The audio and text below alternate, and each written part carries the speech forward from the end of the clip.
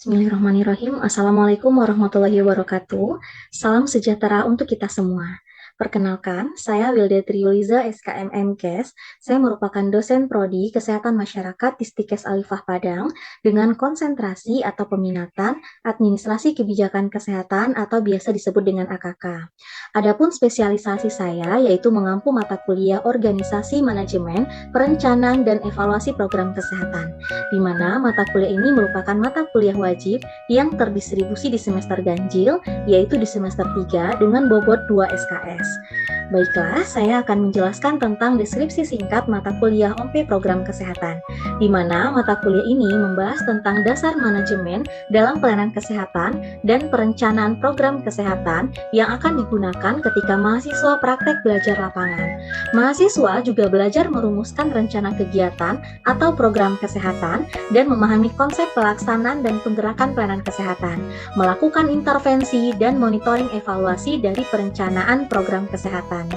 Adapun capaian pembelajaran dalam mata kuliah OP Program Kesehatan yaitu yang pertama, mahasiswa mampu menjelaskan dasar administrasi pelayanan kesehatan. Yang kedua, mahasiswa mampu menjelaskan dasar organisasi dalam pelayanan kesehatan. Yang ketiga, mahasiswa mampu mengaitkan hubungan administrasi, organisasi, dan manajemen dalam pelayanan kesehatan. Yang keempat, mahasiswa mampu menjelaskan konsep perencanaan kesehatan. Mahasiswa mampu merancang rencana kegiatan atau program kesehatan berdasarkan langkah-langkah perencanaan kesehatan. Kemudian mahasiswa mampu menjelaskan konsep pelaksanaan dan penggerakan pelayanan kesehatan. Mahasiswa mampu menggambarkan bentuk kegiatan monitoring dalam program kesehatan. Dan yang terakhir, mahasiswa mampu menggambarkan bentuk kegiatan evaluasi dalam program kesehatan. Materi pembelajaran yang dibahas dalam mata kuliah OMP Program Kesehatan yaitu yang tentang administrasi pelayanan kesehatan. Yang kedua, tentang organisasi dalam pelayanan kesehatan. Yang ketiga, manajemen pelayanan kesehatan, perencanaan kesehatan, langkah-langkah perencanaan kesehatan, alternatif program dan prioritas program kesehatan, pelaksanaan dan penggerakan pelayanan kesehatan, monitoring pelayanan kesehatan, evaluasi pelayanan kesehatan, dan yang terakhir, hubungan antar manusia dalam pelayanan kesehatan. Adapun sistem pembelajaran yang saya gunakan yaitu blended learning, di mana kita melakukan pembelajaran luring dengan melakukan tatap muka di kelas dan melakukan pembelajaran daring dengan menggunakan aplikasi Zoom Meeting, menggunakan WhatsApp Group untuk berkomunikasi dengan mahasiswa, dan yang terakhir menggunakan e-learning Stikes Alifah Padang untuk menyampaikan materi perkuliahan, menyampaikan RPS ataupun tugas yang akan diberikan kepada mahasiswa. Bahkan mahasiswa bisa mengupload tugas-tugas yang sudah diberikan tersebut di e-learning Stikes Alifah Padang. Adapun metode pembelajaran yang saya gunakan dalam mata kuliah ini yaitu Student Center Learning, di mana pembelajaran berpusat kepada mahasiswa dengan menggunakan strategi Discovery Learning atau DL, yang nantinya mahasiswa akan diberikan topik-topik yang akan dipelajari untuk mahasiswa mencari materi-materi terkait topik tersebut yang akan nantinya kita diskusikan pada small group discussion. Kemudian ada sistem penilaian, di mana di Stikes Alifah itu ada penilaian UTS 30%, UAS 30%, tugas 20%, keaktifan 15%, dan yang terakhir ada kehadiran 5%. Baik, terima kasih. Selanjutnya silakan saksikan video pembelajaran saya dalam mata kuliah OMP Program Kesehatan. Selamat menyaksikan. Baik, Assalamualaikum warahmatullahi wabarakatuh. Waalaikumsalam warahmatullahi wabarakatuh. Selamat siang semuanya. Selamat siang, Ibu. Semoga kita semua diberikan kesehatan dan lindungan oleh Allah Subhanahu wa taala. Amin, amin ya robbal alamin. Nah, siang ini kita ketemu lagi di pertemuan kita pasca UTS. Nah, gimana UTS-nya minggu lalu? Bisa ya?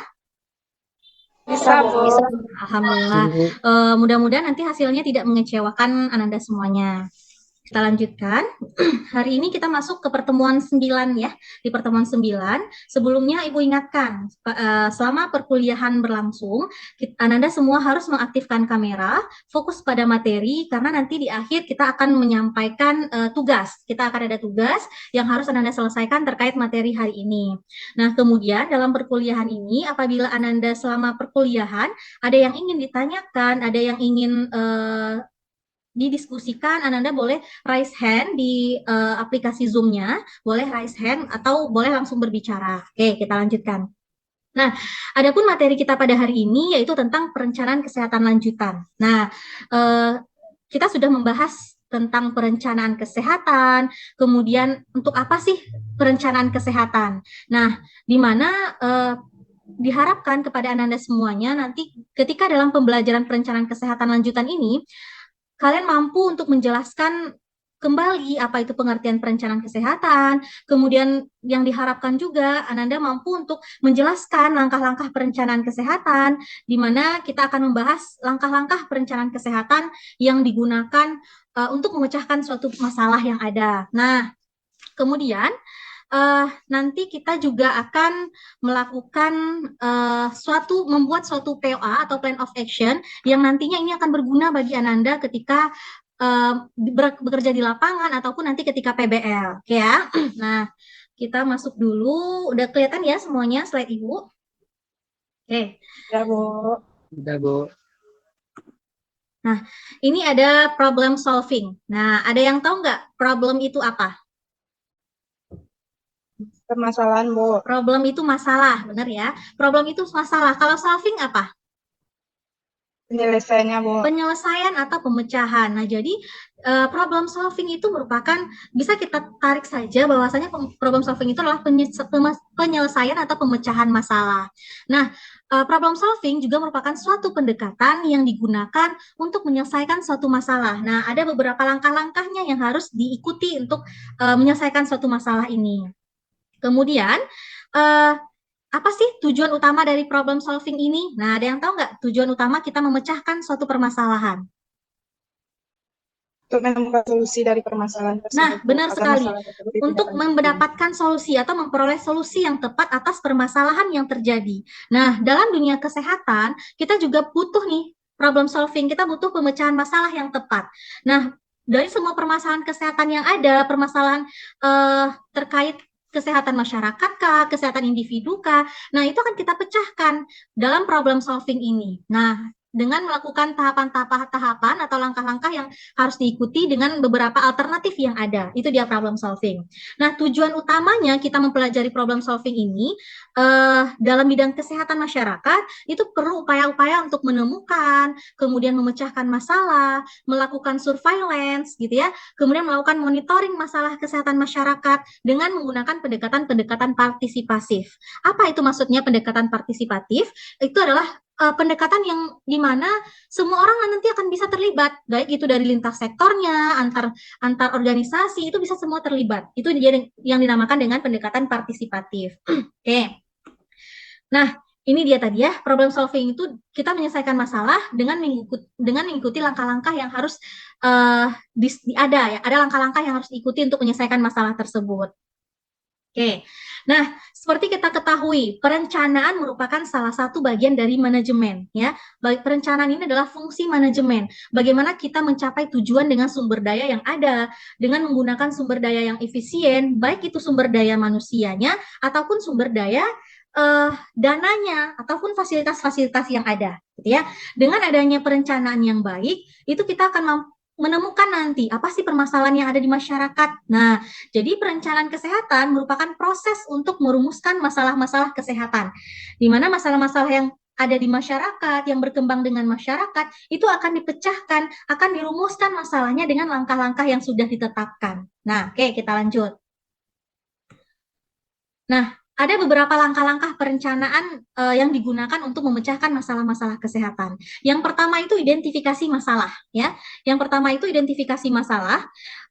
Dalam identifikasi masalah, kita akan membuat daftar masalah. Nah, ngapain sih identifikasi masalah ini? Ada yang tahu nggak identifikasi masalah itu ngapain sih?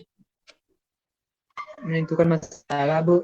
Menemukan masalah, benar ya, Fik ya? Menemukan masalah. Dengan kita menemukan masalah di tengah masyarakat, masalah apa yang akan kita temukan? Masalah kesehatannya. Apakah itu masalah kesehatan lingkungan, masalah kesehatan tentang perilaku, ataupun masalah kesehatan tentang terkait gizi masyarakat. Kita cari, kita temukan masalah kesehatan tersebut. Nah, nanti kita akan membuat daftar masalah yang akan dikelompokkan berdasarkan analisis situasinya. Nah, jadi ketika identifikasi masalah, kita butuh persiapan yang matang. Kita akan menganalisis situasi, kemudian dalam analisis situasi ini, kita akan bertugas mengumpulkan data. Ada data-data yang kita kumpulkan bisa bersifat data sekunder dan data primer. Apa itu data sekunder? Ada yang tahu nggak? Ada yang tahu itu apa data sekunder?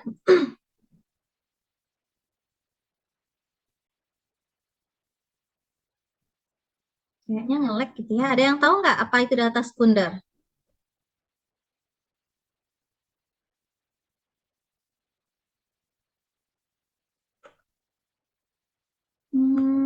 Kayaknya nge-lag. Oke, ada yang tahu apa itu data sekunder?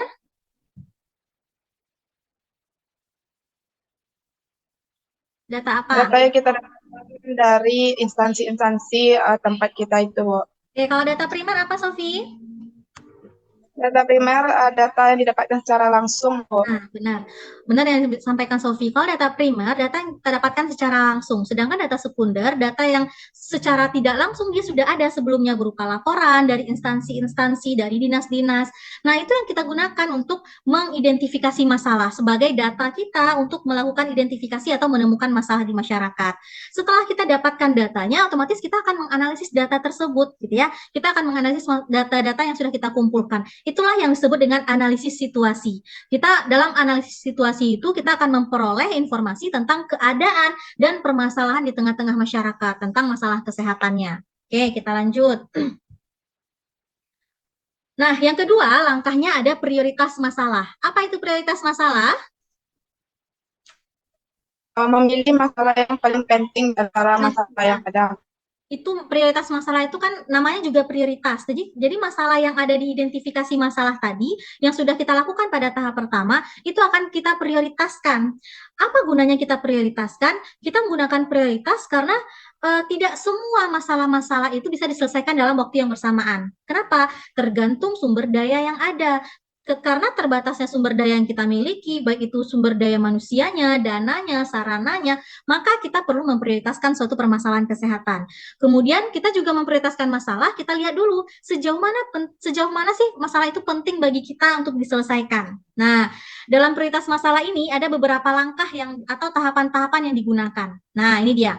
Ada beberapa metode yang bisa digunakan untuk memprioritaskan masalah.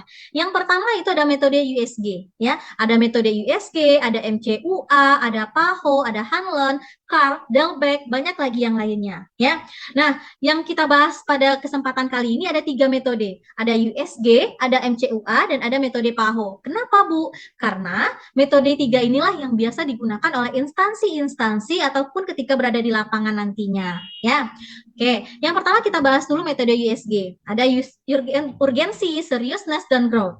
Nah, di mana USG ini adalah salah satu cara untuk menetapkan prioritas masalah dengan menggunakan teknik scoring. Kita men-score antara 1 sampai 5. Nah, caranya itu kita tentukan tingkat urgensinya, tingkat keseriusannya, tingkat perkembangan isunya yang ada di masyarakat menggunakan skala nilai 1 sampai 5. Mana yang kita sepakati bersama dari hasil brainstormingnya mendapatkan skor tertinggi, itulah yang merupakan isu prioritas tertinggi, ya. Nah, jadi ini contohnya. Nah, ini contohnya, ya. Ada contohnya tentang USG, ya, prioritas menggunakan metode USG. Dengan kita membuat tabelnya, kemudian tiap masalah diberikan nilai. Yang pertama contohnya tuh meningkatkan kasus hipertensi, ya, meningkatnya kasus hipertensi. Dari meningkatnya kasus hipertensi ini urgensinya berapa sih? Mau dikasih nilai, seriousness-nya berapa sih? Growth-nya berapa sih sehingga didapatkan ranking-rankingnya, gitu ya. Nah, begitu juga dengan masalah lainnya. Apakah masalah yang sudah ditempatkan identifikasi tadi kita buatkan di sini di rentang masalah. Bu, bagaimana cara menentukan urgensinya, seriousness, growth-nya? Itu dari hasil brainstorming kita, dari hasil tukar pikiran kita dengan sesama tenaga kesehatan atau sesama antar kelompok organisasi ataupun dengan bertanya kepada kader, bertanya kepada melihat kepada data-data yang sudah ada. Nah, itu gunanya pengumpulan data tadi. Barulah di ranking skornya. Kalau ini dijumlahkan, gitu ya. Nah, kita lihat nih besar masalahnya, penyebab masalahnya apa. Penting nggak ya? Kurang penting, ternyata penting. Nah, ini dia penilaiannya, ya. Itu kalau USG. Ini contohnya sudah ada. Oke, yang kedua ada metode MCUA. Kalau yang tadi USG itu ada kelompok, ada penyebab masalah, urgensinya, seriousness-nya, atau growth perkembangannya. Kalau MCUA juga ada 4, sesuai dengan namanya, ada MCUA ada 4, di mana kita juga bisa melihat besar masalahnya, ringan, sedang, atau berat. Nah, dari besar masalah menggunakan metode MCUA ini, kita bisa melihat data sekundernya. Masalah yang ada itu kan dia punya targetnya berapa, targetnya misalnya 100%, ternyata pencapaiannya baru 80%, berarti ada selisih 20%, berarti bisa kita kategorikan masalahnya besarnya adalah sedang, 2 gitu ya. Begitu juga dengan kita membuat keseriusan masalahnya, kemampuan menyelesaikan masalah, dan dampak bagi masyarakatnya gitu. Itu kalau seandainya menggunakan MCUA. Ini kita lanjut ke metode yang ketiga, itu adalah metode PAHO. Nah, metode PAHO ini adalah metode Pan American Health Organization, di mana kita melihat dari magnitude, severity, vulnerability, kemudian community and political concern, dan affordability-nya. Kita lihat dari kegawatan masalahnya, besarnya masalahnya, kemudian kerugiannya bagi masyarakat bagaimana, menyebabkan kerugian yang besarkah atau tidak, kemudian vulnerability-nya, dari sarananya bisa, kemudian fasilitasnya bisa dilihat, sumber dayanya bisa dilihat, tersedia nggak untuk nanti alternatif pemecahan masalahnya. Begitu juga dengan melihat community and political concern-nya. Ya, kita lihat perhatian pemerintah setempat, dari ketua RT-nya, ketua RW-nya, kemudian pemerintah kabupatennya, dinas kesehatannya ada perhatian khusus nggak terhadap masalah tersebut. Nah, yang terakhir kita lihat affordability-nya, kesediaan dana untuk menyelesaikan masalah tersebut nantinya. Itu dengan menggunakan metode PAHO. Ya, juga ada namanya perumusan masalah. Ya, nah proses perumusan masalah ini dari kita identifikasi, kemudian kita prioritaskan masalahnya. Setelah kita prioritaskan masalahnya, nanti kita akan menemukan, kita rumuskan masalahnya. Masalah apa yang kita dapatkan berdasarkan hasil prioritas tadi. Setelah kita rumuskan suatu permasalahan, barulah kita tentukan penyebab masalahnya atau akar penyebab masalahnya. Kita cari akar penyebab masalahnya apa. Ya, untuk apa? Untuk kita tahu, kita bisa menyelesaikan masalahnya. Kan tadi kita poinnya adalah problem solving, pemecahan masalah. Dengan kita tahu akar penyebab masalahnya apa, kita bisa menggali atau memecahkan masalahnya sampai ke akar-akarnya seperti apa. Masalahnya dari segi apa? Nah, itu dia yang penting dalam penyebab masalah. Salah dalam mengidentifikasi masalah, salah juga nanti akan menentukan penyebab masalahnya. Makanya jangan sampai salah dalam identifikasi, ya. Oke, penyebab masalah ini kita bisa mencari atau menggali dari segi input. Apa yang kita gali dari segi input? Udah pernah belajar ya teori sistem? Apa yang termasuk dalam input? Ada 5M, apa aja itu? Money, method, material, mesin. Benar ya, Sofia? Ada man. Nah, itu kuncinya. Kita lihat dari segi tenaganya bagaimana, dari segi dananya bagaimana, itu dia kita cari akar penyebab masalahnya. Kita dalam menentukan penyebab masalah ini bisa menggunakan pohon masalah, ya. Bisa menggunakan pohon masalah dengan membuat berbentuk pohon ya.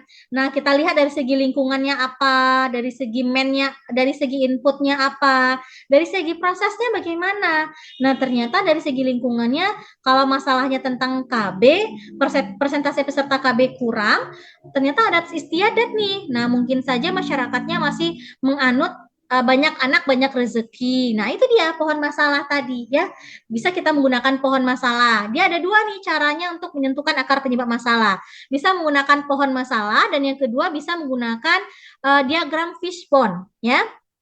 Nah, bisa menggunakan diagram fishbone atau diagram tulang ikan. Nah, diagram tulang ikan ini juga seperti itu. Kita bikinkan inputnya apa-apa saja. Man-nya, material, metodenya apa, kemudian lingkungannya apa. Nah, kita selanjutnya langkahnya adalah menentukan pemecahan masalahnya apa.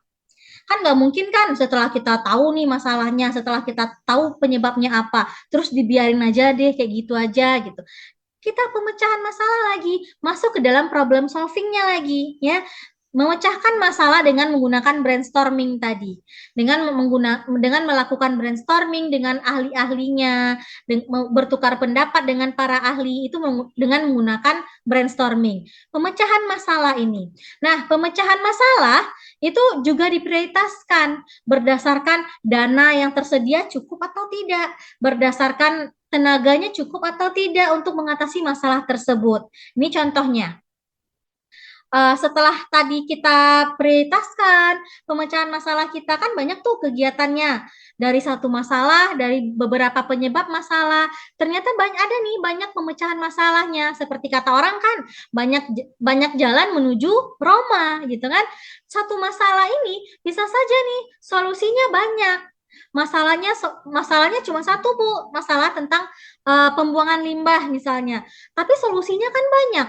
Kita benahi dulu perilaku masyarakatnya, kita lengkapi dulu sarana prasarananya, kita lengkapi dulu masalah bentuk promosi kesehatannya, kan banyak solusi untuk mengatasi satu permasalahan, gitu ya.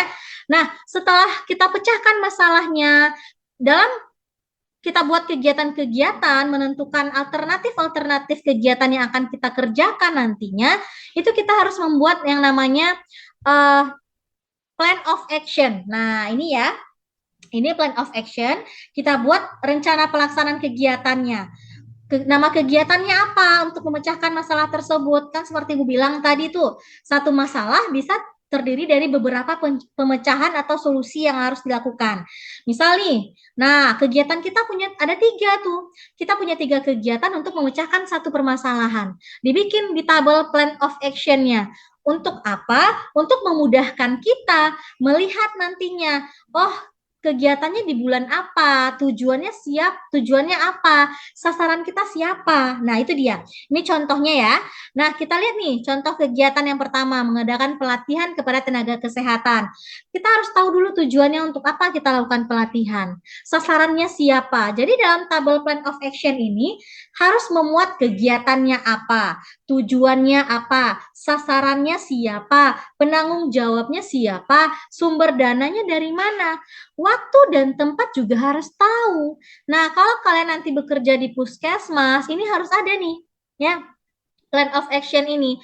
Rencana kegiatan kalian ke depannya. Nah, sekarang saja kalau Ananda nanti mau nyusun, membuat sebuah laporan akhir, mau PBL, praktek belajar, atau mau magang, itu nanti kita akan membuat rencana kegiatan atau gancar. Mau ngapain ya selama 1 bulan, mau ngapain ya selama 1 semester, mau ngapain ya selama 1 tahun. Itu yang disebut dengan plan of action, rencana kegiatan.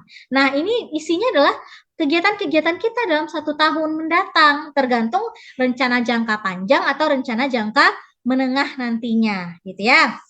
Nah, ini contoh plan of action. Bisa nanti Ananda lihat, nanti di akhir akan Ibu bagikan slide-nya. Oke? Oke. Setelah kita lakukan nih kegiatannya, tadi kan kita sudah punya plan of action ya, sudah ada plan of action. Setelah kita buat plan of action-nya, kita akan melakukan kegiatannya. Kita realisasikan kegiatan-kegiatan yang sudah kita rencanakan tadi. Nah, rencana kegiatan ini kita realisasikan. Setelah direalisasikan, kita harus mengevaluasi. Kita harus memantau dan evaluasi. Harus ada yang namanya MONEV, monitoring dan evaluasi. Kita monitoring tuh, kita pantau kegiatan kita lakukan pengawasan terhadap kegiatan yang sudah kita lakukan di rencana-rencana tadi. Apa bedanya monitoring dan evaluasi? Ada yang tahu nggak bedanya monitoring dan evaluasi? Apa bedanya? Mungkin monitoring pas ya. pelaksanaan kegiatan.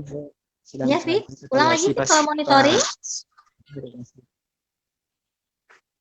Monitoring pas pelaksanaan kegiatan, Bu, kayak evaluasi akhir dari kegiatan itu. Nah, ya, benar ya. Terima kasih, Afik. Kalau monitoring itu ketika pelaksanaan kegiatan, dia dilakukan secara berkala, ya, dilakukan terus-menerus selama proses kegiatan itu masih berlangsung.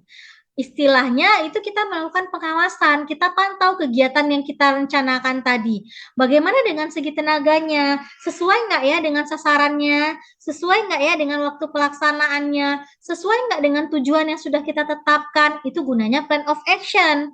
Kita apa yang sudah kita rencanakan akan menjadi bahan untuk monitoring dan evaluasi. Nah, kalau evaluasi itu di akhir gitu ya, di akhir. Biasanya kalau evaluasi itu dalam rentang waktu yang lama. Nah, evaluasi ini banyak lagi nih. Ada evaluasi formatif dan ada evaluasi sumatif. Kalau evaluasi formatif, dia dilakukan ketika proses masih berlangsung. Kalau evaluasi sumatif, ketika sudah selesai. Itu yang namanya evaluasi, ya. Nah, apa yang akan kita kaji ketika evaluasi? Tetap inputnya, prosesnya, outputnya. Itu ketika evaluasi kita harus tahu outputnya seperti apa. Hasil yang sudah didapatkan seperti apa. Itu adalah output. Ada yang mau ditanyakan sampai di sini tentang langkah-langkah perencanaan kita. Jadi tadi ada berapa langkah perencanaan? Identifikasi masalah, Bu. Nah, benar. Yang pertama identifikasi masalah. Yang kedua apa? Prioritas masalah. Prioritas masalah, benar, Victor. Apalagi yang ketiga? Pemecahan masalah, Bu. Pemecahan masalah. Kemudian yang keempat apa, Siva? Ada yang kurang nggak kira-kira? Habis prioritas langsung pemecahan? Perumusan masalah, Bu. Nah, perumusan masalah dulu, Victor. Benar, Victornya ada dua ya. Perumusan setelah prioritas masalah, ada penyebab masalah, ada pemecahan, dan ada penyebab masalah, ada pemecahan terakhir. Nah, kita melakukan monitoring dan evaluasi ketika plan of action sudah atau kegiatan sudah terlaksana, gitu ya. Oke, sampai di sini ada yang mau ditanyakan dulu atau kira-kira sudah paham dengan materi yang Ibu sampaikan? Izin bertanya, Bu. Ya, Sofi. Bu, terkait monitoring dan evaluasi, Bu. Jadi, Sofi mau menanyakan, jika kita kan tadi udah melakukan pemecahan masalah, prioritas masalah, untuk mengevaluasinya gimana, Bu? Langkah-langkah yang tepat agar permasalahan yang kita pecahkan tadi tidak terulang kembali, Bu. Oke, nah Makasih. bagus ya pertanyaan Sofi ya. Itu gunanya kita membuat suatu rencana yang baik karena kegiatan perencanaan ini, plan of action tadi akan kita gunakan untuk melakukan evaluasi, untuk melakukan monitoring dan evaluasi tadi. Dengan adanya perencanaan yang baik, makanya tadi jangan sampai salah tuh perencanaan Sofi di awal, perencanaan yang kita lakukan di awal. Jangan sampai salah mengidentifikasi, jangan sampai salah memprioritaskan masalah. Karena kita mencari penyebab masalahnya, memecahkan masalah itu butuh waktu yang lama. Jadi kalau seandainya salah target, salah inputnya, salah menentukan akar penyebab masalahnya, salah menentukan alternatif kegiatan yang akan kita lakukan, salah juga tuh ketika evaluasi. Jadi semua kegiatan kita di awal tadi akan sia-sia saja, begitu ya. Nah, kita harus benar-benar melakukan perencanaan yang matang. Intinya adalah ketika perencanaan ini, perencanaannya harus benar-benar matang, benar-benar sesuai dengan data-data yang sudah ada. Nah, setelah itu, kita akan bandingkan tadi, Sofi, evaluasinya. Kita akan meminta pendapat dari beberapa ahli tadi.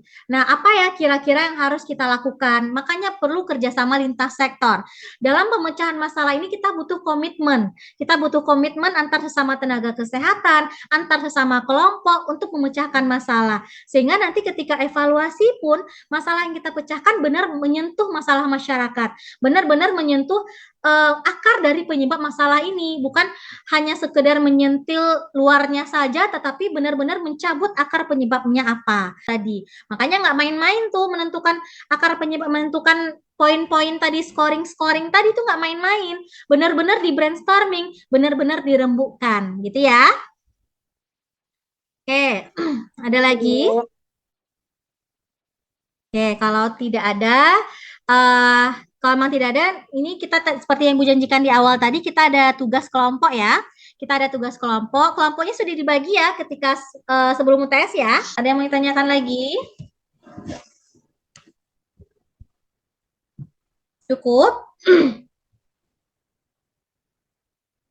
Cukup, Bu. Yang lain ini gimana? Ada berapa di sini? Ada 33, berarti masuk semua ya. Nah, jika tidak ada lagi yang ingin ditanyakan dan kita diskusikan pada kesempatan kali ini, Ibu harap Ananda paham dengan materi yang Ibu sampaikan hari ini. Kita cukupkan saja pertemuan kita pada hari ini dan kita lanjutkan dengan minggu depan dengan diskusi kelompok dengan presentasi tugas yang sudah diberikan tadi ya. Oke, baik. Terima kasih atas perhatiannya. Kita ucapkan hamdalah.